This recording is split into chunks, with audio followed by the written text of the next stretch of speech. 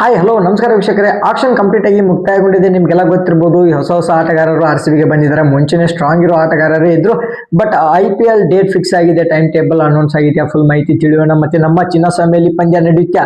ಮೊದಲನೇ ಪಂದ್ಯ ನಮ್ಮ RCB ಜೊತೆ ಯಾವ ತಂಡ ಆಡುತ್ತೆ ತಿಳ್ಕೊಂಬರೋಣ. ಸಬ್ಸ್ಕ್ರೈಬ್ ಮಾಡಿದ್ರೆ ಸಬ್ಸ್ಕ್ರೈಬ್ ಮಾಡಿ, ಬೆಲ್ ಐಕಾನ್ ಕೂಡ ಆನ್ ಮಾಡ್ಕೊಳ್ಳಿ. ವಿಡಿಯೋಕ್ಕಾಗಿ ಬ್ಲಾಕ್ ಬಟನ್ ಸಬ್ಸ್ಕ್ರೈಬ್ ಇದೆ, ಹೊಸಬ್ರು ಮಾಡ್ಕೊಳ್ಳಿ. ಇದೇ ಮಾರ್ಚ್ 26ರಿಂದ IPL ಸ್ಟಾರ್ಟ್ ಆಗಲಿದೆ. ನಂತರ ಮೇ 31ರವರೆಗೂ IPL ನಡೆಯಲಿದೆ. ಪಾಕಿಸ್ತಾನ ಪ್ರೀಮಿಯರ್ ಲೀಗ್ ಕೂಡ ಮಾರ್ಚ್ 26ರಂದು ಸ್ಟಾರ್ಟ್ ಆಗ್ತಾ ಇದೆ. ಅವ್ರಿಗೆ ಟಕ್ಕರ್ ಕೊಡಬೇಕು ಅಂತಾನೆ BCCI ಒಂದು ದೊಡ್ಡ ನಿರ್ಧಾರವನ್ನು ತೆಗೆದುಕೊಂಡಿದೆ. ಮಾರ್ಚ್ 26ರಿಂದ IPL ಸ್ಟಾರ್ಟ್ ಆಗುತ್ತೆ.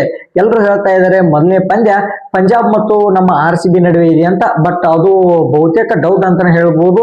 ಕಾರಣ ತುಂಬಾನೇ ವ್ಯೂವರ್ಸ್ ಗಳು ಬೇಕು. ಹೈ ವೋಲ್ಟೇಜ್ ಮ್ಯಾಚ್ ಆರಂಭದಿಂದ ಇಟ್ಟರು IPL ಗೆ ವ್ಯೂವರ್ಶಿಪ್ ಜಾಸ್ತಿ ಆಗುವ ಒಂದು ನಿಟ್ಟಿನಲ್ಲಿ BCCI ಚೆನ್ನೈ ಮತ್ತು RCB ಪಂದ್ಯ ಫಸ್ಟ್ ಮ್ಯಾಚ್ ಅನ್ನ ಮಾಡೋ ಸಾಧ್ಯತೆ ಇದೆ.